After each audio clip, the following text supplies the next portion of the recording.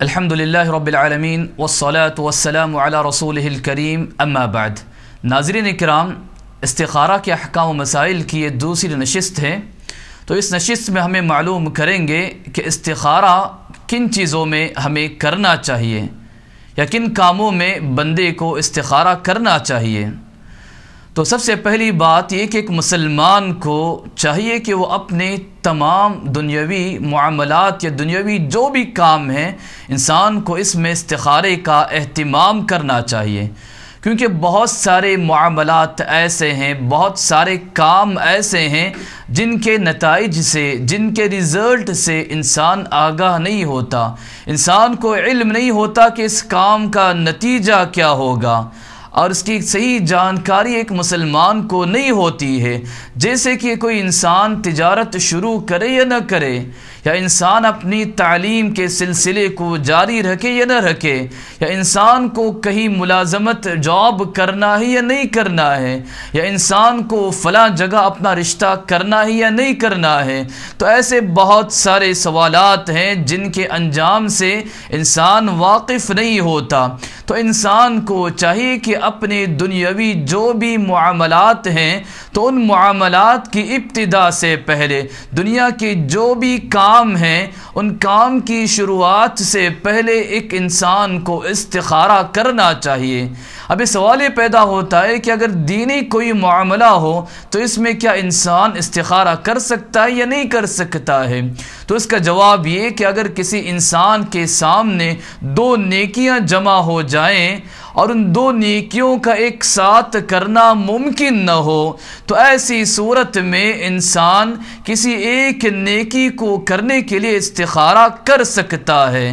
جیسے کہ کوئی انسان نفلی حج کرنا چاہتا ہے، یا اس کے آگے اور ایک کسی غریب کے علاج میں اسے مدد کرنا ہے، تو ان دونوں میں سے کس معاملے کو سیلیکٹ کریں، کس کام کو سیلیکٹ کریں، تو ایسے معاملے بھی انسان استخارہ کر سکتا ہے۔ یہ بات ہمیں سمجھنی چاہیے کہ کسی نیکی کو کرنے یا کسی نیکی کو چھوڑنے کے لیے استخارہ نہیں کیا جا سکتا۔ اگر دو نیکیاں ایک ساتھ جمع ہو جائیں اور دو نیکیوں کو ایک ساتھ کرنا مشکل ہو جائے، کسی نیکی کو کسی نیکی پر ترجیح دینا ضروری ہو جائے، تو ایسے معاملے میں ایک مسلمان استخارہ کر سکتا ہے۔ اگر انسان دو نیکیوں کو بھی کر سکتا ہو تو اسے ہر نیکی کو کرنے کی کوشش کرنی چاہیے۔ تو نیکیاں کرنے کے معاملے میں استخارہ نہیں ہوتا، کیونکہ اسلام نے ہمیں نیکیاں کرنے کی تعلیم دی ہے، نیکیوں کی ترغیب دلائی ہے، تو انسان کو نیکیاں آگے بڑھ چڑھ کر کرنے کی کوشش کرنی چاہیے۔ اسی طرح انسان کسی حرام کام کو کرنے یا چھوڑنے پر بھی استخارہ نہیں کر سکتا، کیونکہ حرام کام سے ایک مسلمان کو بچنا ضروری ہے، یا کوئی مکروہ کام ہے جو ناپسندیدہ کام ہے، اس کے کرنے یا چھوڑنے پر استخارہ نہیں کیا جاتا، بلکہ مکروہ کام سے ایک مسلمان کو دور رہنے کی کوشش کرنی چاہیے۔ اسی طرح کوئی واجب اور فرض کام ہے، اس کے کرنے یا نہ کرنے میں ایک مسلمان کو استخارہ نہیں کرنا چاہیے اور استخارہ نہیں کر سکتا، کیونکہ جو بھی واجب اور فرض کام ہے ایک مسلمان کو اسے ضرور انجام دینا چاہیے، اس سے کسی مسلمان کو چھٹکارا نہیں ہے۔ تو پتہ چلا محترم سامعین، استخارہ کن چیزوں میں کرنا چاہیے؟ تو استخارہ اپنے دنیاوی جو بھی معاملات ہیں، دنیاوی جائز جو معاملات ہیں، ان معاملات کی ابتدا سے پہلے ہمیں استخارہ کرنا چاہیے۔ جیسے میں نے مثالیں دی کہ انسان کو اپنی بچی کا کہیں نکاح کرانا ہے تو اس تعلق سے وہ سب سے پہلے استخارہ کرے، اور جب استخارہ کرتا ہے تو اس کے بعد اپنے معاملے کو آگے بڑھائے۔ کوئی انسان تجارت بزنس شروع کرنا چاہتا ہے تو اسے استخارہ کرنا چاہیے، پھر اس کے بعد بزنس کی طرف اپنا قدم بڑھانا چاہیے۔ اسی طرح کوئی انسان پارٹنرشپ کرنا چاہتا ہے تو وہ سب سے پہلے استخارہ کرے، پھر اس کے بعد اس کام کی طرف اپنے قدم کو بڑھائے۔ کوئی انسان سفر کرنا چاہتا ہے تو استخارہ کرے، پھر اس کے بعد سفر کی طرف اپنا قدم بڑھائے۔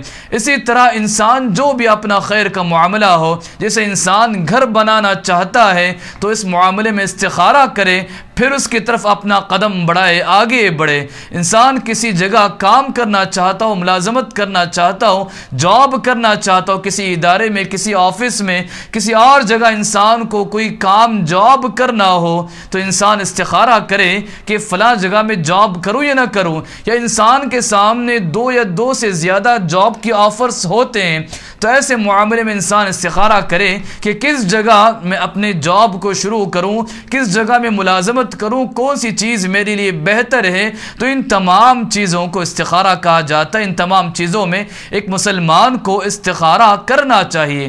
اب سوال یہ پیدا ہوتا ہے کہ استخارہ جب اتنا امپورٹنٹ ہے، استخارہ کی اتنی اہمیت ہے، تو استخارہ ہمیں کیسے کرنا چاہیے؟ استخارے کا طریقہ کیا ہے؟ استخارے میں کون سی دعا ہمیں پڑھنی چاہیے؟ تو سب سے پہلے یہ بات سن لیں کہ استخارے سے پہلے ایک مسلمان کو اپنے دل و دماغ کو بالکل صاف کرنا چاہیے۔ اپنے دل و دماغ میں کسی کام کی طرف میلان ہو، کسی کام کی طرف جھکاؤ ہو تو سب سے پہلے اپنے دل و دماغ کو صاف کرے، پھر ان معاملے میں بندہ استخارہ کرے۔ مثلا یہ کہ انسان کو 2 جگہ سے جاب کا آفر آیا ہے تو انسان کس جگہ جاب کرے؟ تو انسان کا کسی ایک جگہ پر جھکاؤ ہوتا ہے، ایک جگہ اس کا قلبی میلان ہوتا ہے، تو سب سے پہلے اپنے دل و دماغ کو صاف کرے، کسی کی طرف کسی کے فیور میں نہ جائے بلکہ اپنے دل و دماغ کو صاف کرے اور استخارہ کا ارادہ کرے۔ جب استخارے کا ارادہ کرتا ہے تو انسان سب سے پہلے وضو کرے، اچھی طرح وضو کرے اور اس کے بعد استخارے کی نیت کرے۔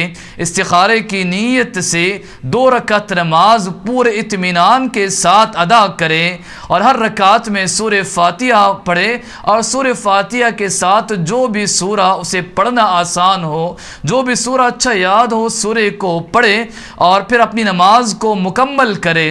نماز کے مکمل ہونے کے بعد ہاتھ اٹھائے اور استخارے کی دعا پڑھے، تو یہ استخارہ کا طریقہ ہے۔ تو اور ایک مرتبہ اس بات کو دہراتا ہوں کہ انسان استخارہ کیسے کرے، استخارے کا طریقہ کیا ہے۔